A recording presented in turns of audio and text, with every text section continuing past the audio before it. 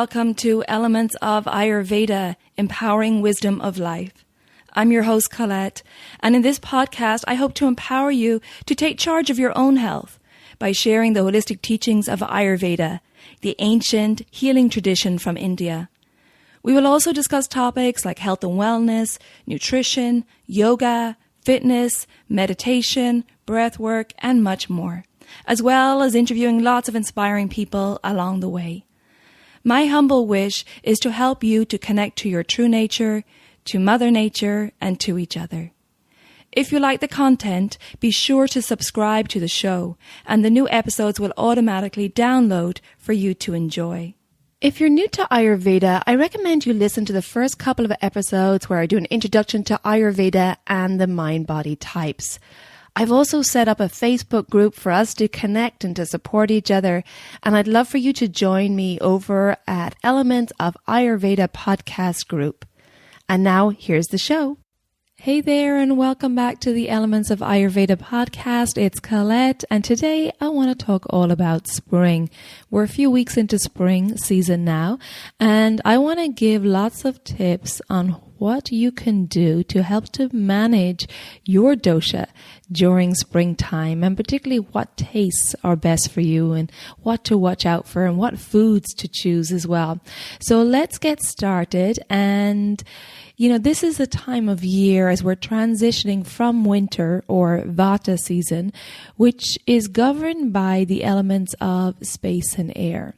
So therefore, the cold, dry, light qualities of winter made us crave warm, heavier comfort foods that are higher in protein and fat and carbs to keep us nourished, warm, and grounded during the Vata winter season. However, now that we're in spring season, we want to lighten our load and cleanse out the accumulated fat and toxins that were stored in our fat cells during the winter time. So for those in the southern hemisphere, as you're going from your warmer months now into your cooler months, it's still important to cleanse at this time of the year, as you may have accumulated heat and dryness in the body from the hot months, and you will want to get rid of that excess heat and dryness before moving into the dry, cooler season. In Ayurveda, we do a cleanse at the transition of the seasons between winter and spring and between summer and autumn. Now, I've just guided a group through the process, and if you've missed it and want to still do one, I still offer private cleanses, which you can visit my website, elementshealingandwellbeing.com/services, and you'll see under the tab online programs, the digestive reset cleanse. I'll also put a link in the show notes. So if you're frustrated that you missed the group cleanse, just know that you can do it privately with me as well. So it's important for everybody to cleanse at this time of year. And also, along with cleansing, we also want to make sure that we have our dinacharya, our self-care routines in place, because we know that this is the foundation of our health and well-being, our habits, our daily self-care practices. What we do day in, day out makes up our life. So if we have a really good foundation of simple and effective daily habits, then that's going to keep us in balance and also keep us aware of any signs of imbalance. And I also want to let you know that really soon I have another group course starting. It's the Daily Habits for a Holistic Health course. It starts April 27th, and I open up this course to the group. It's a discounted rate for the group format, and this is where I help you install a new operating system of daily self-care practices that will help keep your body and mind in balance. It will also help aid digestion and calm your nervous system. So this is a holistic course. It also includes yoga videos, meditation and pranayama tutorials with lots of education as well. You can find this information on my website, elementshealingandwellbeing.com/daily habits course, and I'll put that link in the show notes also. So just two things I wanted to throw out there right now if you need support at this time of the year. you have the private cleanse available or this group daily habits course, which I highly recommend. Okay, so let's go on to today's program. I'm going to give you lots of tips about spring foods as well today. And we're going to look at the tastes as well and what tastes are good for this time of year. So spring is considered to be Kapha season in Ayurveda, and it's governed by the elements of earth and water, which makes it heavy, moist, cold, and static. Now, for most of us, of course, it depends where in the world you live, but for most of us, spring is a time of changeable weather with showers of rain or hail or sleet, and maybe you have snow melting where you are. And so the earth is heavy and congested with all this moisture, and so too are our bodies this time of year. After the heavier foods of winter, you may have gained some weight, and that's normal, right? Because in winter we want a few extra pounds or a little extra layer of fat to keep us warm. However, now we want to cleanse and get lean as we go into spring and then into the warmer months here in the northern hemisphere. So at this time of year, we want to bring in the taste of bitter, astringent, and pungent to help balance the Kapha dosha and prevent any congestion and stagnation in our body.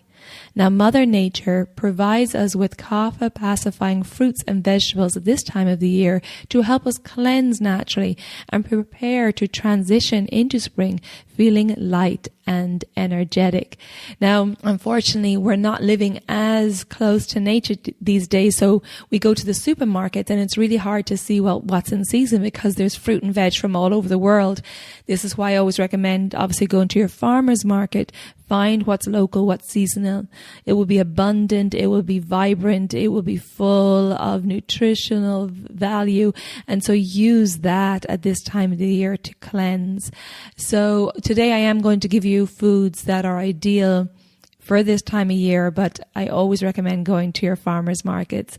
I also want to note here that if you have a high Vata constitution or a Vata imbalance, you will want to avoid the bitter, astringent, and pungent taste as they will aggravate the Vata constitution even further.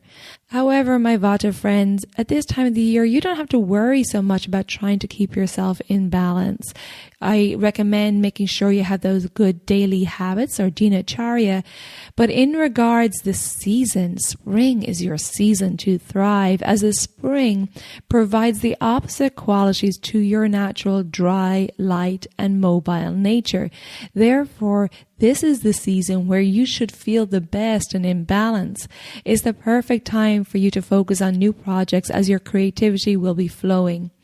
So this is not to say that you can just switch off this episode though. Stay tuned because it will still be a good episode for you to listen to so you know what foods to avoid. And also I want to remind you for Vata to really enjoy that thriving at this time of year and that balance. You know your routine is so important. So don't forget about those daily habits and self-care practices daily. They are key for you to enjoy this time of year and to stay in balance. And if you need support, which sometimes the Vata Constitution needs a framework, I'm more than happy to support you in that daily habits course. So check out the link in the show notes. So let's go through the tastes and foods that will be beneficial at this time of year. And I will give advice for each dosha. Now, I am going to focus a little bit on the northern hemisphere here, but for those of you in the southern hemisphere, don't worry, I am going to give tips because there's some of these tastes that are very good for you also at this time of year. And I, of course, want to remind you, as I usually do, that there's no one size fits all, as everybody has a unique ratio of the doshas of Vata, Pitta, and Kapha. And your body may be experiencing an imbalance at the moment. So this is why it's always really important to talk to an Ayurvedic expert. Get the information that's right for you. Find out your birth constitution. Find out if you have a current imbalance. Get educated about your body instead of trying to guess and taking lots of time and resources trying to guess. Just invest in that consultation, and that will really save you lots of time and energy trying to figure yourself out. And I provide them online if you want some support around that. I'll put the link in the show notes to that. So Ayurveda recommends a balanced diet in all the 6 tastes. Those tastes are sweet, sour, salty, bitter, pungent, and astringent. And I did a whole episode on the 6 tastes. It was episode number 26, What Do I Eat? So if you want to more detail on those 6 tastes, please check out episode number 26. But when we're out of balance or going through a change in the seasons, then it's ideal to bring in tastes that will offset the aggravated dosha. Therefore, in springtime, because the Kapha energy is high in the environment, that is in the macrocosm, it can cause a rise of the Kapha dosha in our body, the microcosm. And if you have an already high Kapha constitution or a Kapha imbalance, then this could lead to aggravation of the Kapha dosha, which can cause congestion and mucus and sinusitis and colds and flus. It can cause water retention, maybe a foggy mind, allergies. You may just feel really lethargic and heavy and want to withdraw socially. These are all signs of a Kapha imbalance. And so when there's an imbalance of a dosha in our body, then we want to bring in the taste that will pacify that dosha. So in this case, the 3 tastes that will pacify Kapha are the bitter, pungent, and astringent. So now let's look at these 3 in detail. I'm going to start with the bitter taste, which is called Tikta, T-I-K-T-A in Sanskrit. And here's a list of some examples of the bitter taste, so you can imagine what I'm talking about. So a very common one is coffee, then leafy greens, dandelion greens, basil, celery, jicama. Fenugreek seeds are bitter, so too is aloe vera, sprouts, and bitter melon, which I know many of you may not be familiar with bitter melon, but I'm going to talk a little bit more about that in a moment. Now, you can see the bitter taste is not very common in the West, but the bitter taste is very important because not only does it pacify Kapha, but it also pacifies Pitta as well. And the reason I'm mentioning that is because for those of you in the Southern Hemisphere that are going into the cooler months, you've just ended the hot season, then the bitter taste is perfect for you right now also, as it will get rid of any of that accumulated Pitta heat after your hot months. And if you don't get rid of or cleanse out that Pitta heat, then it can manifest in overheating or loose stool or skin rashes or irritation or itching.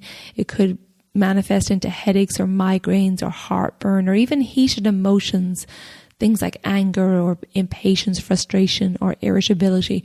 So bringing in the bitter taste will help you if you're feeling any of these heated Pitta imbalances.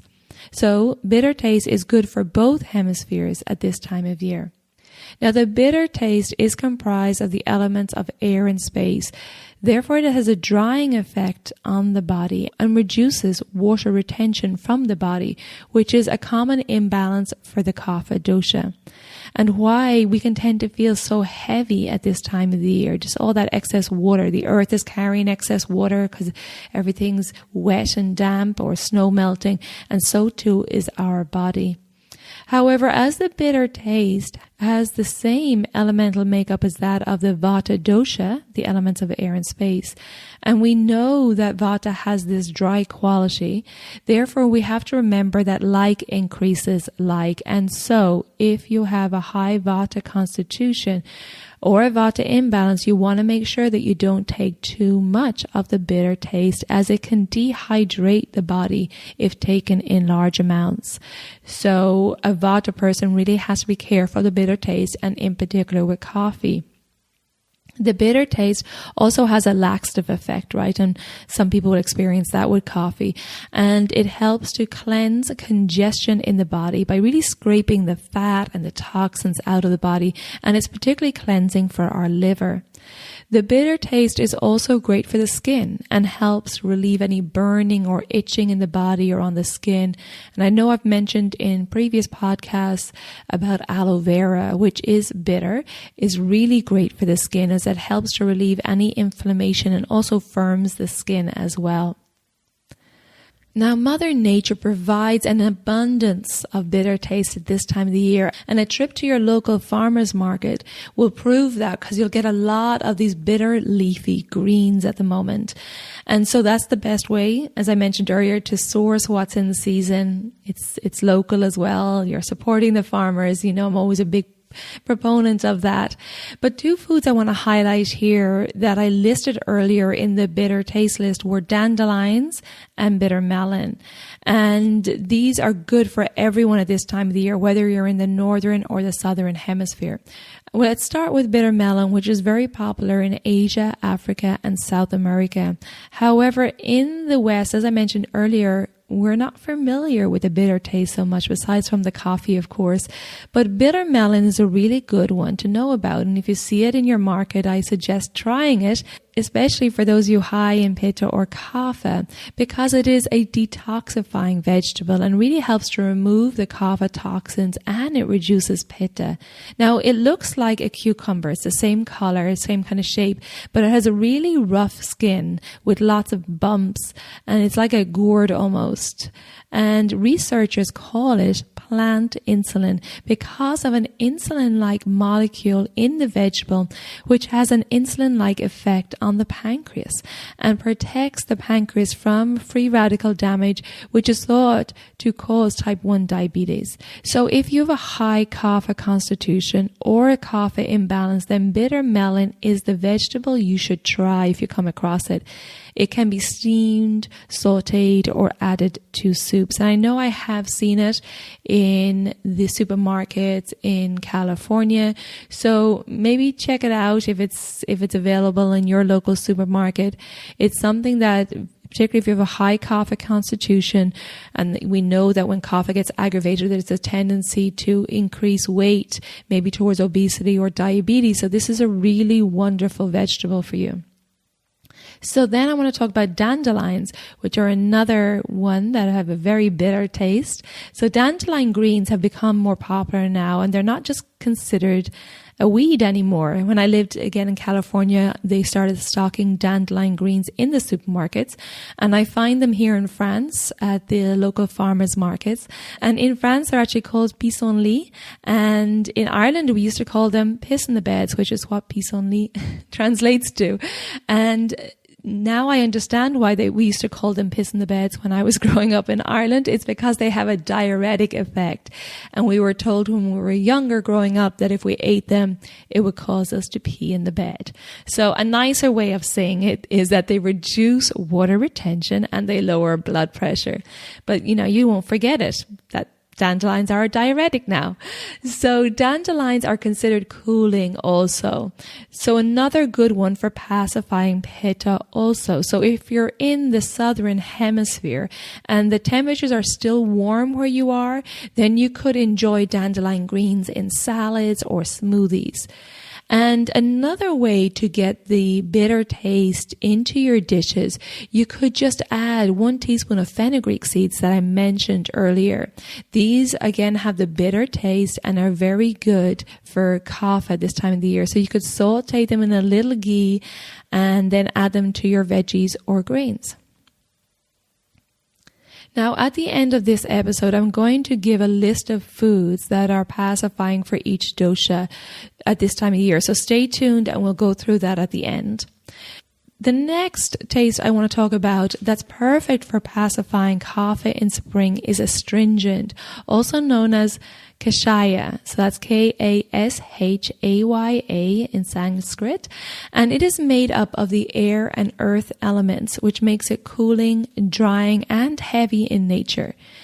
Now, the astringent taste reduces Kapha and Pitta, so another good one for both the hemispheres this time of year, but it increases Vata due to its cooling and drying qualities. Now, astringent means anything that extracts water from the body. And so when you eat something astringent, it can cause a drying or like a chalky-like effect in your mouth. You may have experienced this if you've ever eaten an unripe banana. You get that really drying effect. It really takes all the water from your mouth. Other examples of the astringent taste are pomegranate, apple, pear, beans, lentils. Turmeric is astringent.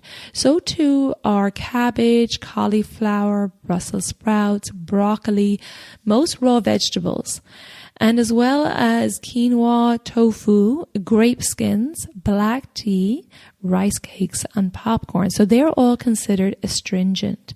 Now, the astringent taste has a drying effect on the body, absorbing the excess moisture. It is an anti-inflammatory and a decongestant, cleansing the mucous membranes, which helps alleviate the kapha congestion that we can be prone to at this time of year. It also helps to aid in blood clotting, which is why turmeric is often used on cuts, and it also binds stools, so it's a good taste to add if you're experiencing loose stools due to a pitta imbalance at the end of your hot season in the southern hemisphere right now. Now, one of the foods I want to highlight for the astringent taste is pomegranates, which have risen in popularity over the past few years. You may have seen that pom juice. But pomegranates are not only astringent, but they're bitter also. And they're very special because they're tridoshic, meaning they're balancing to all the doshas. This fruit is really considered a heart tonic and helps to purify the liver, aiding in detoxing the body. It has an anti-inflammatory effect, which is really important for the kapha respiratory infections that can come at this time of year and for pitta fevers. It also has a diuretic effect, helping to relieve water retention and edema also. Another one I want to highlight here is turmeric. Now, turmeric is both astringent and bitter and can be easily added to dishes. You could add a teaspoon a day to your meals, and it's a great way to add these bitter and astringent qualities to your food. So adding turmeric into, soups or stews, or you could add it into your grains when you're cooking them, into rice or quinoa or even potatoes. It's very easy to add into your food. And of course, I often talk about the turmeric golden milk is a great nighttime drink, and you'll find that recipe on my website if you go to elementshealingandwellbeing.com/events, and then choose the freebies page in the drop down box, and you'll find the golden turmeric milk there with all the other free downloads. So the final taste I want to talk about today is pungent, which is called Katu, K-A-T-U in Sanskrit, and is comprised of the fire and air elements, which makes it light, dry, and heating in nature. Therefore, it's perfect for pacifying kapha, as it has the opposite qualities to the heavy, moist, and cold kapha. But it can aggravate pitta due to its heating quality, and for vata, a small amount of the pungent taste can be helpful to offset your cold quality. However, too much pungent will cause more dryness in your already dry constitution. So I usually recommend that vata just stick with the warming spices like cinnamon and cumin rather than the pungent spices.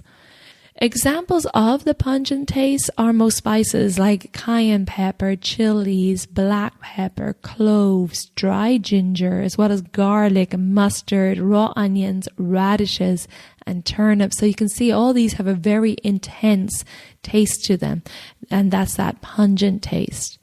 Now, the pungent taste helps to kindle our digestive fire. It improves our digestion, improves absorption, and improves elimination. So, therefore, it's really good for the sluggish kapha digestion. And it can also clear out kapha buildup of toxins and mucus congestion.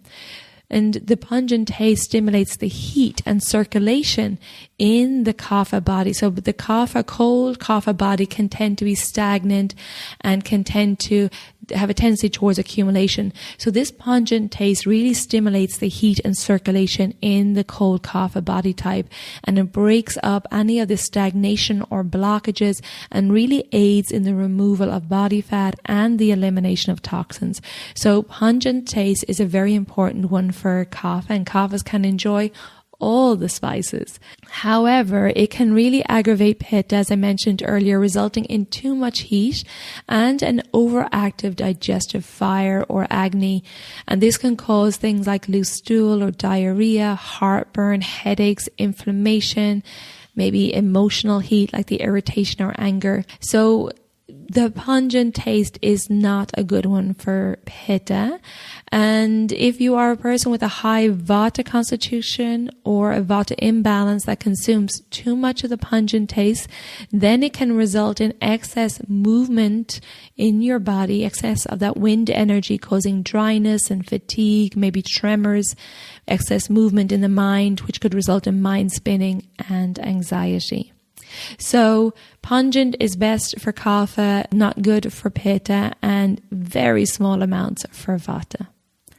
Okay, so as I promised earlier, I'm now going to talk about some seasonal foods that are perfect for springtime. And as always, I want to recommend that you go to your local farmers market, find out what's in season, support your farmers. It's the best way to find out what's in season and what's local. And of course, it will be cheaper because it's abundant. So that's the best way to tune into nature and to find out what exactly is in season in your neighborhood. So all the foods that I mentioned in the list coming up are great for Kapha because Mother Nature provides lots of Kapha balancing foods this time of year. And I'll also let you know if they're good for Pitta or Vata. We're going to start with vegetables, and the vegetables that are good for Kapha and Pitta at this time of year that are in season are asparagus, bitter melon, cabbage, cauliflower, celery, chicory, collard greens, corn, and then of course we have dandelion, endive, fennel, green beans, kale, lettuce, mushroom, mustard greens, parsley, peas, sprouts, and Swiss chard. So that list of vegetables are good for Kapha and Pitta at this time of year. Now, vegetables that are good for Kapha and Vata are carrots, beets, you can see the root vegetables there, corn, onions, parsley, potatoes, turnips, and in moderation for Vata, peppers, garlic, radishes, and ginger. So again, all good for Kapha. Those last ones are just in moderation. Vata has to be very careful because peppers, garlic, radishes, and ginger can be a little pungent. So make sure that you don't eat too much of those. Other vegetables that are in season this time of year that I recommend for Kapha only are artichokes, beets, broccoli, Brussels sprouts, chilies, jicama, leeks, spinach, leafy greens, of course, loads of leafy greens right now, turnips, and all the pungent spices you can enjoy. Okay, so let's look at fruits next. So the fruits that are good for Kapha in spring are apples and pears. They're abundant right now and they're astringent in nature. So they're great for Kapha. Now for Pitta, I would recommend choosing the sweet variety rather than the sour variety of apples. And for Vata, it's best to cook or stew the apples and pears in advance and cook them up with a little ghee and cinnamon because that will make them easier for you to digest. This time of the year, all the berries are good for Kapha. And for Pitta, you want to stay away from the sour berries. That will just aggravate you. So just stick with the sweet berries. And for Vata, you want to limit cranberries. The other berries are okay, but limit cranberries because cranberries are known to be a diuretic as well. So they will just take that water out of your body. In Vata, you need to keep the moisture in. So we talked about pomegranate earlier. Pomegranate is tri-doshic, so it's good for everybody. But if you're Vata or Pitta, you don't want too much of it, okay? You don't want to be having pomegranates every day. Papaya is another great fruit for Kapha this time of the year. However, papaya can be heating for Pitta. So if you're at the end of your hot months, you want to avoid papaya. But papaya is good for Vata. Lemon and limes are great at this time of year also for Kapha. Now, it can be aggravating for Pitta, so not too much. A lemon water in the morning is fine, as the lemon do have a sweet post-digestive effect according to Ayurveda. However, if you have a high Pitta constitution, notice that after having your lemon water, you're getting some heat, maybe feeling a little bit of heartburn or feeling a bit acidic, well, then you need to eliminate it. It's just too much for you right now. And lemon and limes are fine for Vata. Other foods that are great for Kapha this time of the year are whole grains, because they're great in fiber for that sluggish Kapha digestive system. So grains like amaranth and barley and buckwheat and corn and millet and quinoa and brown rice and wheat bran, all great for Kapha. Oats are good too, but oats can be a bit heavy, for example, in like a porridge or oatmeal or something. So I would suggest that you roast the dry oats first. That would be best for the Kapha dosha, so that they're not heavy and stodgy. Okay. Other foods are beans. Beans are fantastic for Kapha, and especially if they're sprouted. Now, beans are good because they're astringent. They draw the water out of the body. They also have lots of fiber in them. And if they're sprouted, it makes them lighter. So again, it's good for Kapha because it's opposite to that heaviness of that Kapha nature. Now, beans can be aggravating for Vata because they're just difficult to digest. Mung beans are usually the best ones and the only ones that Vata is really good with. And they're okay for Pitta, but Pitta would want to limit any of the black or red lentils, but other beans should be fine. Dairy.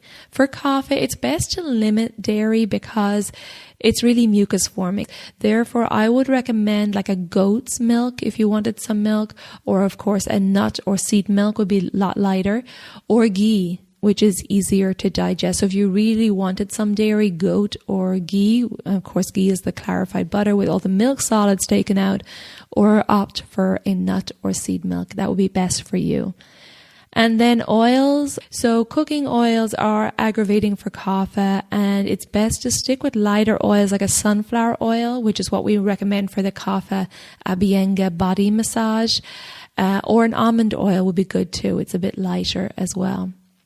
Now, another thing I want to mention here for Kapha, nuts. Nuts are very aggravating for Kapha because they tend to be heavy and oily.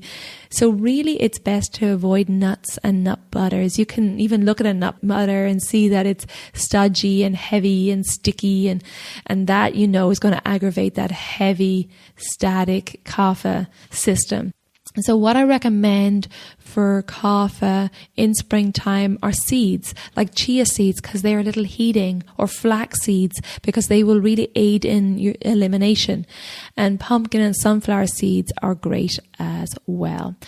So there you go. And I want to remind you, again, that there's no one size fits all. So this food list is in general.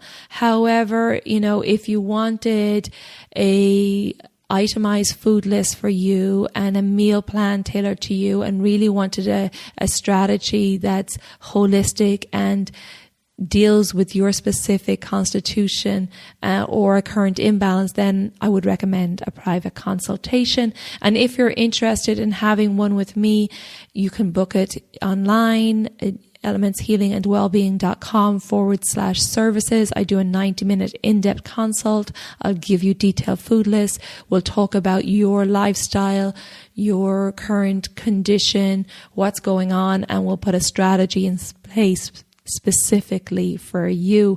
If you want to chat with me before booking, just take advantage of my free 20-minute discovery call. I'll put the link to that in the show notes, but you can also find that on the services page of my website.